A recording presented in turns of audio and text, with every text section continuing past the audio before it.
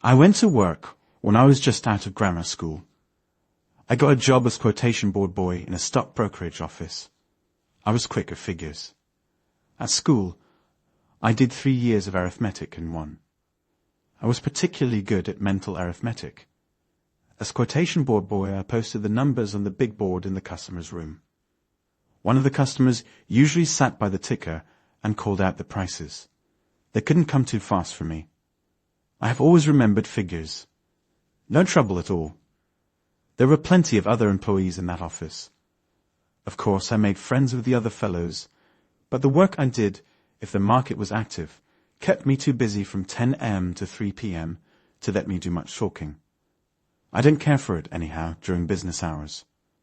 But the busy market did not keep me from thinking about the work. Those quotations did not represent prices of stocks to me, so many dollars per share. They were numbers. Of course, they meant something. They were always changing. It was all I had to be interested in, the changes. Why did they change? I didn't know. I didn't care. I didn't think about that. I simply saw that they changed. That was all I had to think about 5 hours every day and 2 on Saturdays. That they were always changing. That is how I first came to be interested in the behavior of prices. I had a very good memory for figures. I could remember in detail how the prices had acted on the previous day, just before they went up or down. My fondness for mental arithmetic came in very handy. I noticed that in advances as well as declines, stock prices were apt to show certain habits, so to speak. There was no end of parallel cases, and these made precedents to guide me. I was only 14, but after I had taken hundreds of observations in my mind, I found myself testing their accuracy, comparing the behavior of stocks today with other days. It was not long before I was anticipating movements in prices. My only guide, as I say, was their past performances. I carried the dope sheets in my mind. I looked for stock prices to run on form. I had clocked them. You know what I mean. You can spot, for instance, where the buying is only a trifle better than the selling.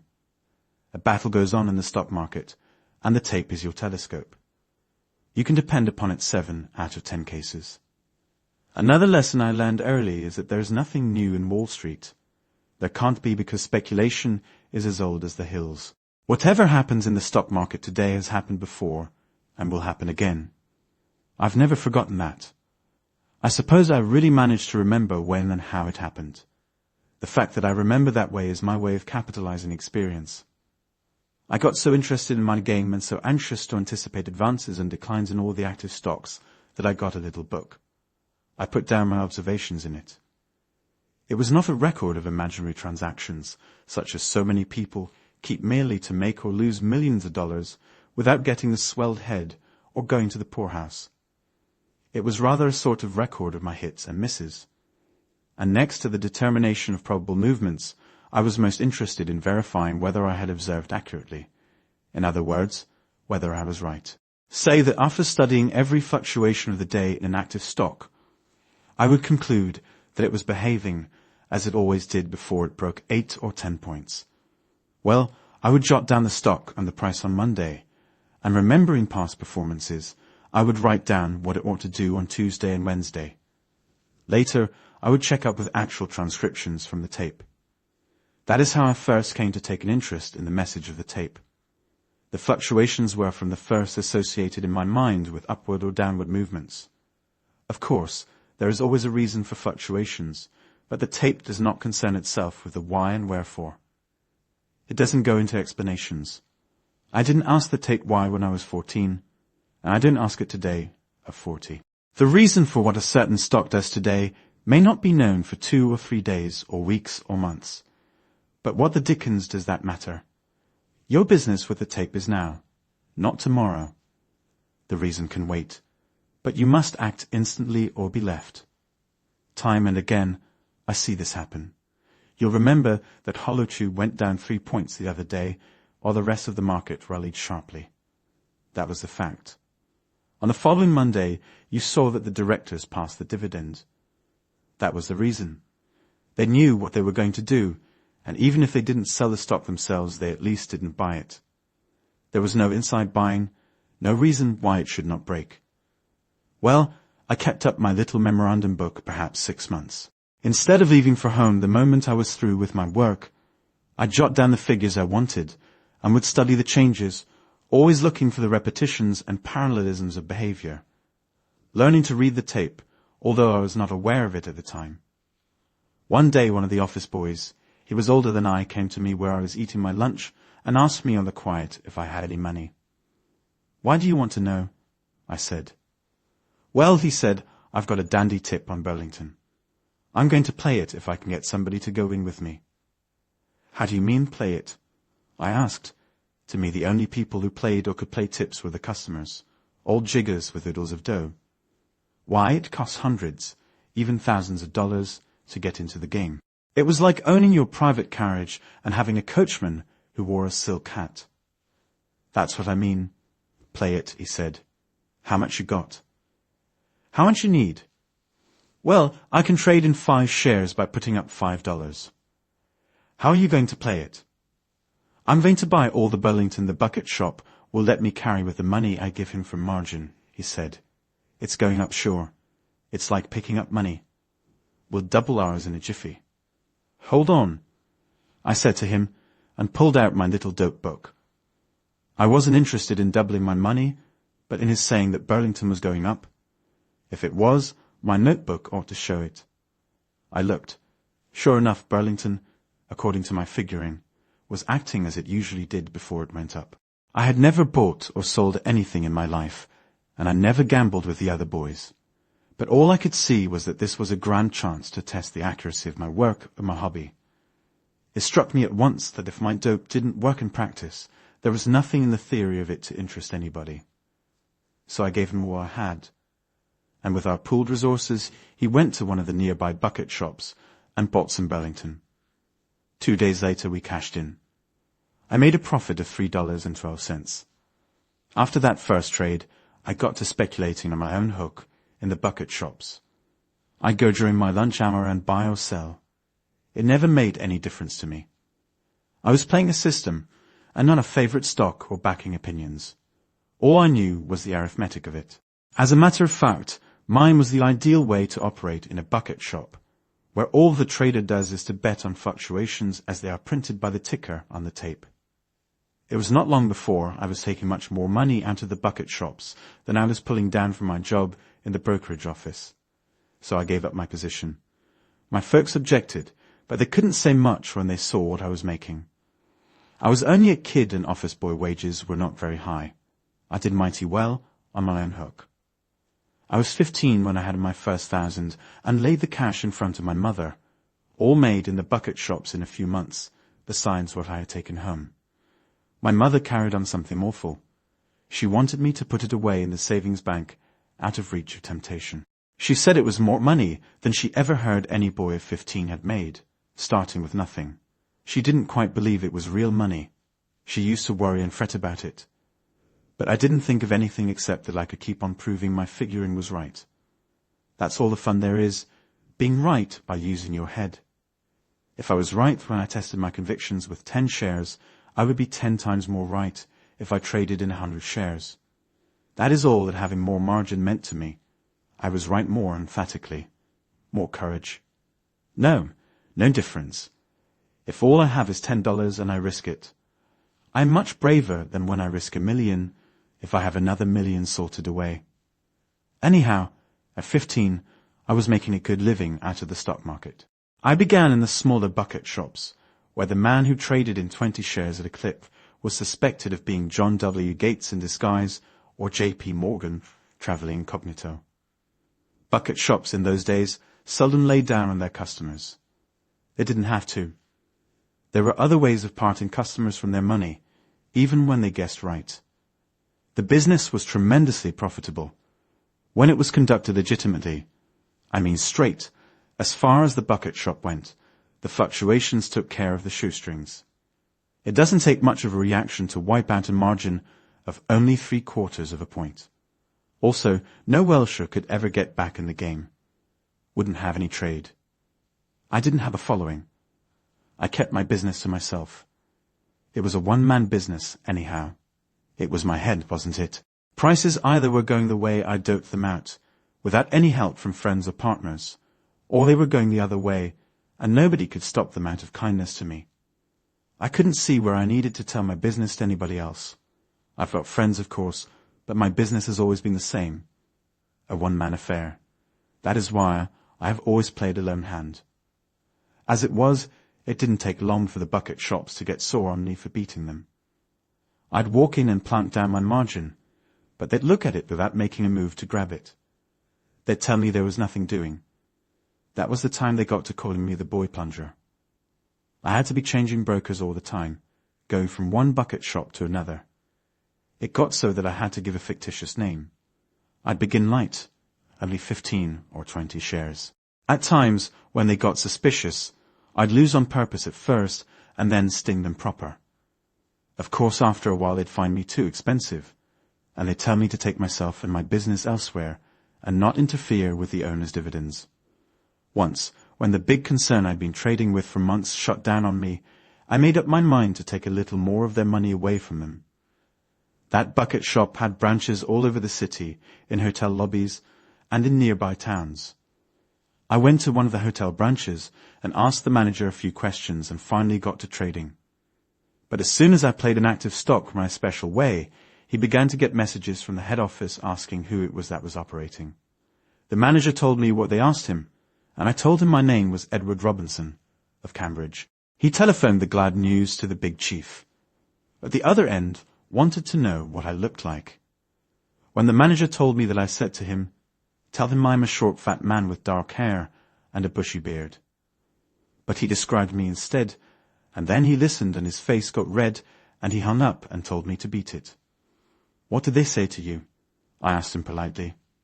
"They said, 'You blankety-blank fool, didn't we tell you to take no business from Larry Livingston?' And you deliberately let him trim us out of $700. He didn't say what else they told him. I tried the other branches one after another, but they all got to know me, and my money wasn't any good in any of their offices. I couldn't even go in to look at the quotations without some of the clerks making cracks at me. I tried to get them to let me trade at long intervals by dividing my visits among them all, but that didn't work. Finally, there was only one left to me, and that was the biggest and richest of all, the Cosmopolitan Stock Brokerage Company. The Cosmopolitan was rated as A1 and did an enormous business. It had branches in every manufacturing town in New England. They took my trading all right, and I bought and sold stocks and made and lost money for months. But in the end, it happened with them as usual. They didn't refuse my business point blank, as the small concerns had. Oh, not because it wasn't sportsmanship, but because they knew it would give them a black eye to publish the news that they wouldn't take a fellow's business just because that fellow happened to make a little money. But they did the next worst thing. That is, they made me put up a 3-point margin and compelled me to pay a premium, at first of a half point, then a point, and finally a point and a half. Some handicapped that. How? Easy. Suppose steel was selling at 90 and you bought it. Your ticket read normally, bought 10 steel at 90 1/8. If you put up a point margin, it meant that if it broke 89 1/4, you were wiped out automatically. In a bucket shop, the customer is not importuned for more margin or put to the painful necessity of telling his broker to sell for anything he can get. But when the Cosmopolitan tacked on that premium, they were hitting below the belt. It meant that if the price was 90 when I bought, instead of making my ticket, bought steel at 90 1/8, it read, bought steel at 91 1/8. Why? That stock could advance 1.25 after I bought it, and I'd still be losing money if I closed the trade. And by also insisting that I put up a 3-point margin at the very start, they reduced my trading capacity by 2/3. Still, that was the only bucket shop that would take my business at all, and I had to accept their terms or quit trading. Of course, I had my ups and downs, but was a winner on balance. However, the Cosmopolitan people were not satisfied with the awful handicap they had tacked on me, which should have been enough to beat anybody. They tried to double-cross me. They didn't get me. I escaped because of one of my hunches. The Cosmopolitan, as I said, was my last resort. It was the richest bucket shop in New England, and as a rule they put no limit on a trade. I think I was the heaviest individual trader they had, that is, of the steady, everyday customers. They had a fine office and the largest and completest quotation board I have ever seen anywhere. It ran along the whole length of the big room, and every imaginable thing was quoted. I mean stocks dealt in on the New York and Boston stock exchanges, cotton, wheat, provisions, metals, everything that was bought and sold in New York, Chicago, Boston, and Liverpool. You know how they traded in bucket shops. You gave your money to a clerk and told him what you wished to buy or sell. He looked at the tape or the quotation board and took the price from there, the last one, of course. He also put down the time on the ticket so that it almost read like a regular broker's report. That is, that they had bought or sold for you so many shares of such a stock, at such a price at such a time on such a day, and how much money they received from you. When you wished to close your trade, you went to the clerk. The same or another, it depended on the shop, and you told him. He took the last price, or if the stock had not been active, he waited for the next quotation that came out on the tape. He wrote that price and the time on a ticket, okayed it, and gave it back to you, and then you went to the cashier and got whatever cash it called for. Of course, when the market went against you, and the price went beyond the limit set by your margin, your trade automatically closed itself, and your ticket became one more scrap of paper. In the humbler bucket shops, where people were allowed to trade in as little as 5 shares, the tickets were little slips, different colors for buying and selling. And at times, as for instance in boiling bull markets, the shops would be hard hit, because all the customers were bulls and happened to be right. Then the bucket shop would deduct both buying and selling commissions, and if you bought a stock at 20, the ticket would read 20 1/4. You thus had only 3/4 of a point's run for your money. But the Cosmopolitan was the finest in New England. It had thousands of patrons, and I really think I was the only man they were afraid of. Neither the killing premium nor the 3-point margin they made me put up reduced my trading much. I kept on buying and selling as much as they'd let me. I sometimes had a line of 5,000 shares. Well, on the day the thing happened that I'm going to tell you, I was short 3,500 shares of sugar. I had 7 big pink tickets for 500 shares each. The Cosmopolitan used big slips with a blank space on them where they could write down additional margin. Of course, the bucket shops never ask for more margin. The thinner the showstring, the better for them, for their profit lies in your being wiped. In the smaller shops, if you wanted to margin your trade still further, they'd make out a new ticket. So they could charge you the buying commission and only give you a run of 3/4 of a point on each point's decline, for they figured the selling commission also exactly as if it were a new trade. Well, this day I remember I had up over $10,000 in margins. I was only 20 when I first accumulated $10,000 in cash, and you ought to have heard my mother. You'd have thought that $10,000 in cash was more than anybody carried around except old John D., and she used to tell me to be satisfied and go into some regular business. I had a hard time convincing her that I was not gambling, but making money by figuring.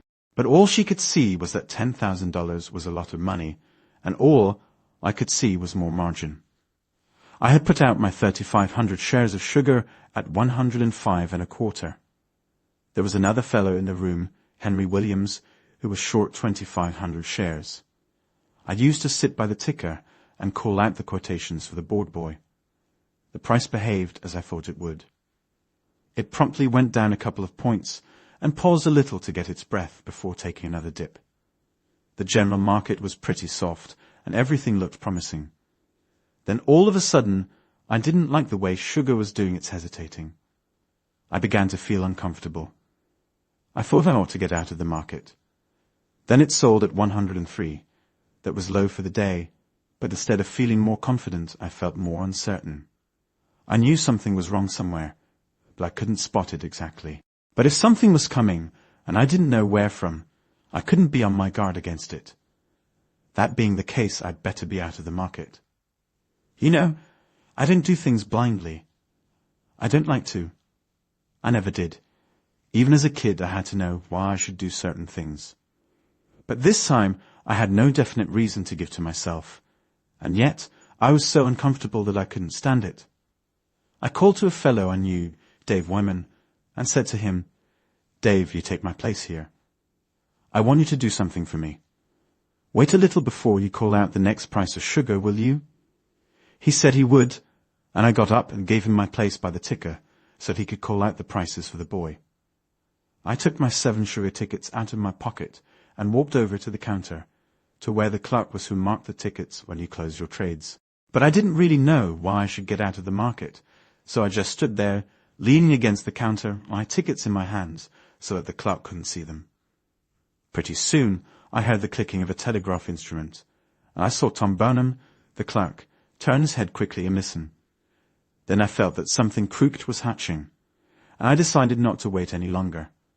Just then Dave Wyman by the ticker began "Sue," and quick as a flash I slapped my tickets on the counter in front of the clerk and yelled, "Close sugar," before Dave had finished calling the price. So of course the house had to close my sugar at the last quotation. What Dave called turned out to be 103 again. According to my dope, sugar should have broken 103 by now. The engine wasn't hitting right. I had the feeling that there was a trap in the neighborhood. At all events, the telegraph instrument was now going like mad, and I noticed that Tom Burnham, the clerk, had left my tickets unmarked where I laid them, and was listening to the clicking as if he were waiting for something. So I yelled at him, "Hey Tom, what in hell are you waiting for? Mark the price on these tickets minus 103, get a gate on." Everybody in the room heard me and began to look toward us and ask what was the trouble, for, you see, while the Cosmopolitan had never laid down, there was no telling, and a run on a bucket shop can start like a run on a bank. If one customer gets suspicious, the others follow suit. So Tom looked sulky, but came over and marked my tickets closed at 103 and shoved the 7 of them over toward me. He sure had a sour face. Say, the distance from Tom's place to the cashier's cage wasn't over 8 feet. But I hadn't got to the cashier to get my money when Dave Wyman by the ticker yelled excitedly, "Gosh, sugar 108.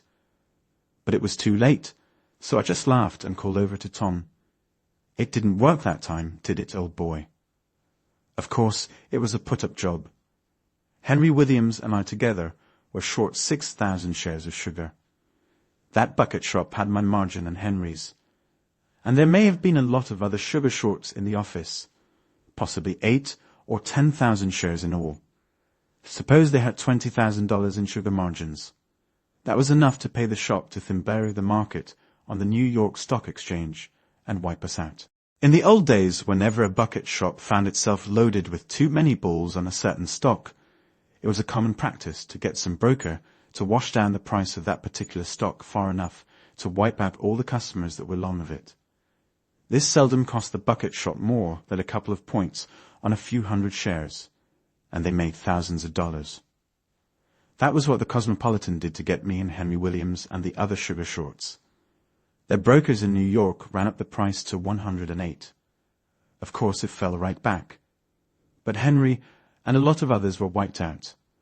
Whenever there was an unexplained sharp drop, which was followed by instant recovery, the newspapers in those days used to call it a bucket shop drive. And the funniest thing was that not later than 10 days after the Cosmopolitan people trying to double-cross me, a New York operator did them out of over $70,000. This man, it was quite a market factor in his day, and a member of the New York Stock Exchange, made a great name for himself as a bear during the Bryan Panic of '96. He was forever running up against the stock exchange rules that kept him from carrying out some of his plans at the expense of his fellow members. One day he figured that there 13 would be no complaints from either the exchange or the police authorities if he took from the bucket shops of the land some of their ill-gotten gains. In the instance I speak of, he sent 35 men to act as customers. They went to the main office and to the bigger branches. On a certain day at a fixed hour, the agents all bought as much of a certain stock as the managers would let them. They had instructions to sneak out at a certain profit. Of course, what he did was to distribute bull tips on that stock among his cronies, and then he went into the floor of the stock exchange and bid up the price, helped by the room traders who thought he was a good sport, being careful to pick out the right stock for that work. There was no trouble in putting up the price 3 or 4 points. His agents at the bucket shops cashed in as prearranged. A fella told me the originator cleaned up $70,000 net, and his agents made their expenses and their pay besides. He played that game several times all over the country, punching the bigger bucket shops of New York, Boston, Philadelphia, Chicago, Cincinnati, and St. Louis. One of his favorite stocks was Western Union, because it was so easy to move a semi-active stock like that a few points up or down. His agents bought it at a certain figure, sold at 2 points profit, went short, and took 3 points more. By the way, I read the other day that that man died, poor and obscure. If he had died in 1896, he would have got at least a column on the first page of every New York paper. As it was, he got 2 lines on the 5th.